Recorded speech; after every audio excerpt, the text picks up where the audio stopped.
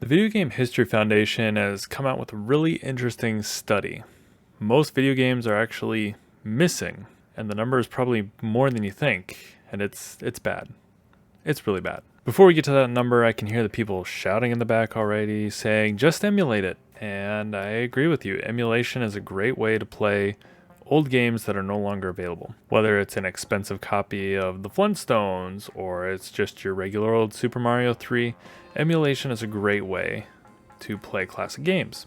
The problem is what happens when emulation goes away. We've seen Nintendo really go after the emulation community, modders, hackers, and distributors in the past few years, taking down things like Dolphin for Steam and Switch emulators for our computers, even if we have our own copy and a valid license for the games. And I don't think it's the end. I think we're going to keep seeing Nintendo and possibly other console makers continue to go after the modding and hacking scene and prevent emulation.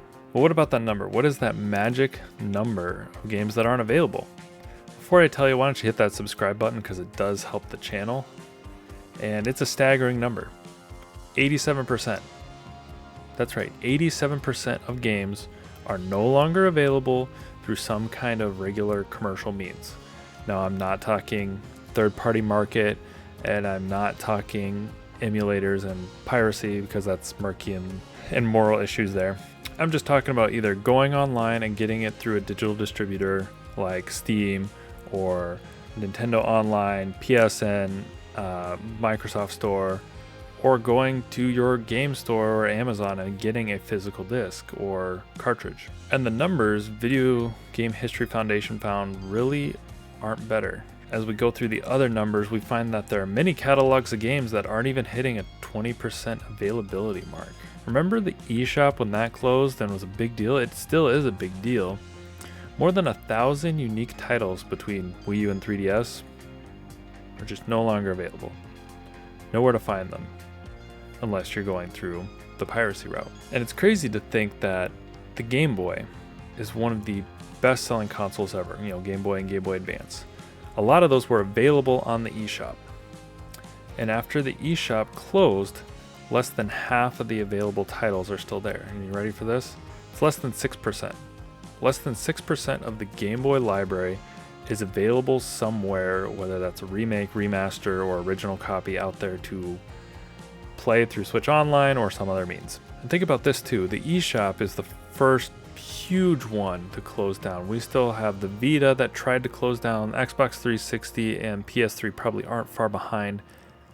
And when PS Vita goes, that's going to be a huge library of stuff that's gone because most of that stuff isn't somewhere else.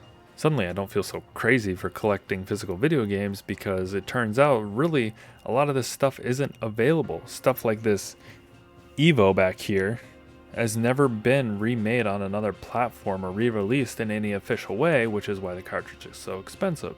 Same thing with a lot of GameCube games. Fire Emblem, Path Radiance on the GameCube, Pokemon Colosseum and XD Gale of Darkness.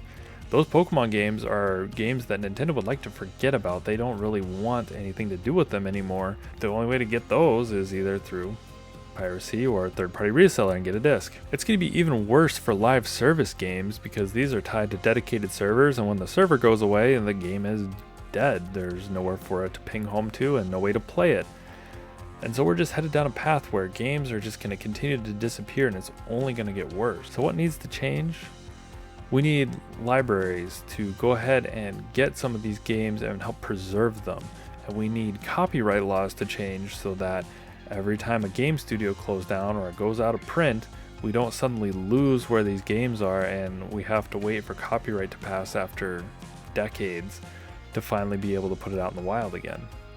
Sometimes it's too late. People were shocked when we were able to get Star Wars Battlefront and Battlefront 2 back after Pandemic closed, and a lot of people didn't know where those rights actually were, and Microsoft came out of the blue and said, look, you can play them on your Xbox again and download them. People were shocked.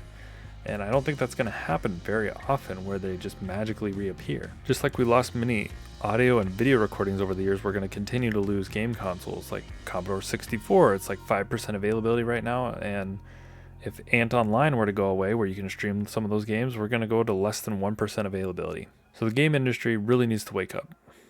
reprinting or re-releasing or remastering your favorite classics or your best-selling classics isn't enough to get the whole picture of all these games, and we need to preserve more games. What do you think? Let me know in the comments down below. If you want to see the full article, I will go ahead and link that in the description. It's a very interesting read, definitely worth your time, and just lets you know where the industry is headed when it comes to retro games and preservation. And we will catch you next time.